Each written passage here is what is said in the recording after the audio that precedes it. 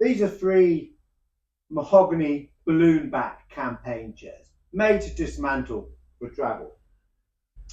And when we see a campaign balloon back chair, 90% of the time they're made by Ross & Co of Dublin. These three are not made by Ross, and there are slight differences which we'll go through. They also, the pair to a single, have slight differences to each other again, but also we'll go through that. So let's have a look at them. Well, they've both got nice turned legs. They are very similar in their turning, apart from this one has got this extra carving here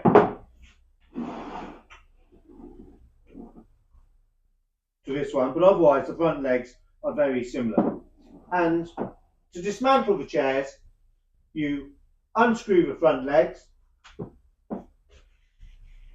then you unscrew the back legs, which are fitted to a long bolt which comes through the back, through the seat and the rail into the leg.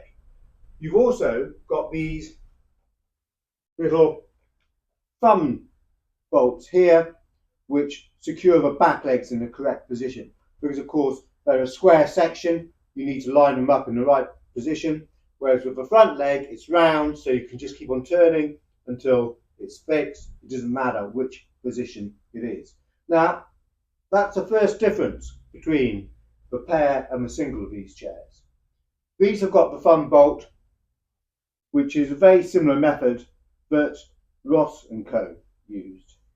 The other single chair doesn't have a thumb bolt. It's got a slightly different method, which we haven't really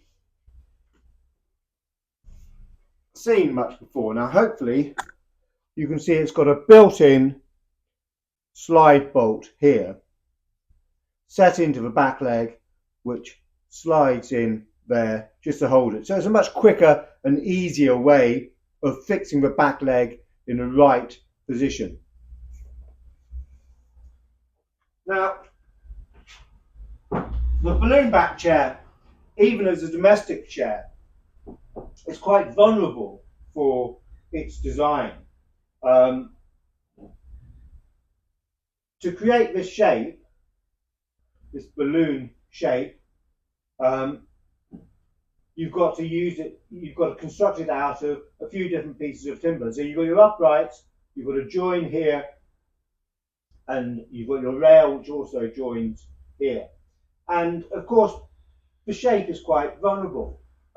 So to use a shape like this on a domestic chair is one thing, but to use it on a chair which is going to be continually set up and dismantled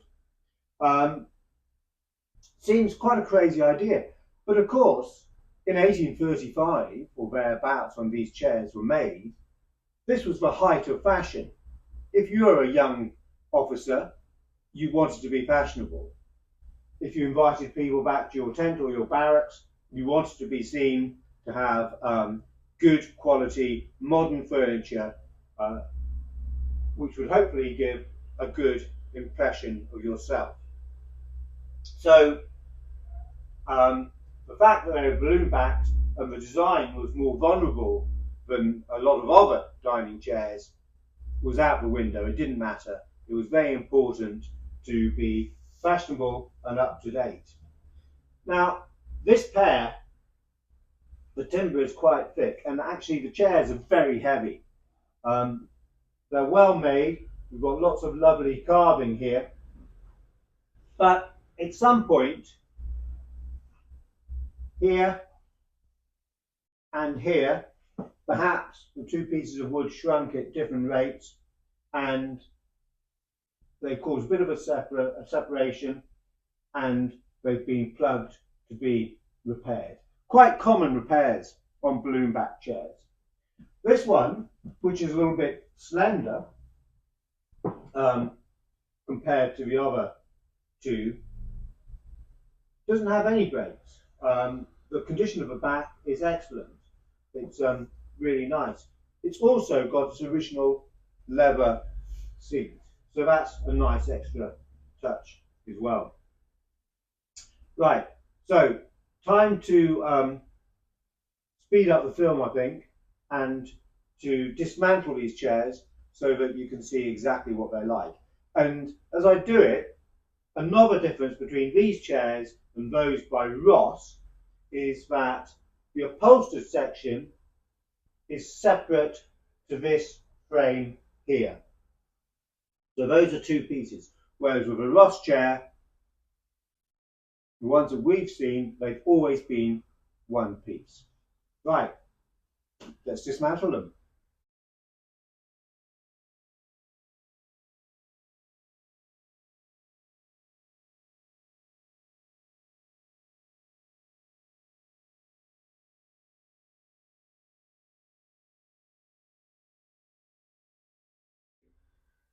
So you can see that the two chairs I've dismantled each break down into 7 pieces. 4 legs, 1 back, and 2 parts of the seat, a frame and the upholstered section. And while they are dismantled, I think maybe we'll do a little bit of compare and contrast on it. So let's have a look at the fitting of the 2 legs. So this one has got the slide bolt,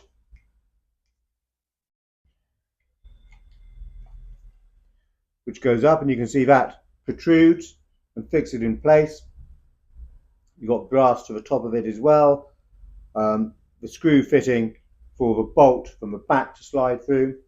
This one has got a large brass plate to it, and you've got the thumb bolt which goes through that into the frame of the seat. And again, it's got its screw thread there to take the bolt from the back. They're both numbered. You can see this one has got 8 and this one has got 4.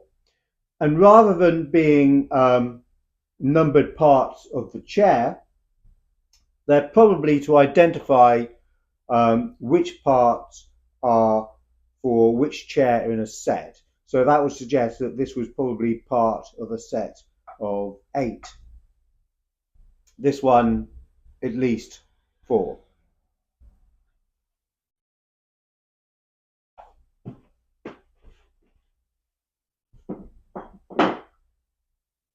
Right, onto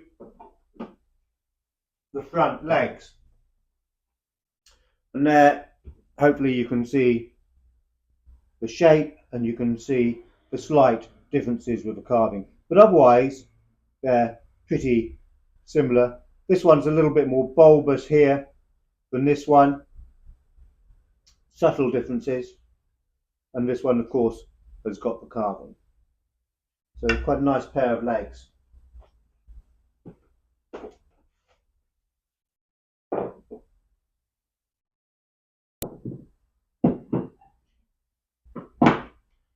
And now we can come in a little bit closer on the backs as well. And you can compare and contrast. And you can also see the bolts that go through the back to fit into the back legs.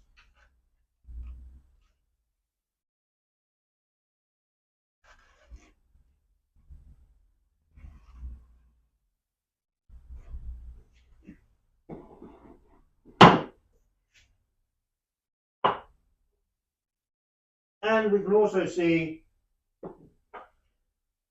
the 2 parts of the seat frame. So you've got your upholstered section, and then you've got your show wood for frame at the bottom. And on this one, of course, that would be like that. This would be the underside. You can see the brass plates to receive the slide bolt from the back leg.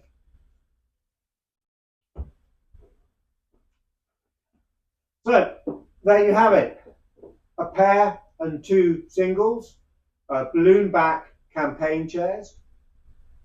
Both of them very nicely made. A shame that they're unnamed. We always like to try and identify a maker if we can, but no luck with these three. So a pair and a single, both mahogany, round about 1835 in date.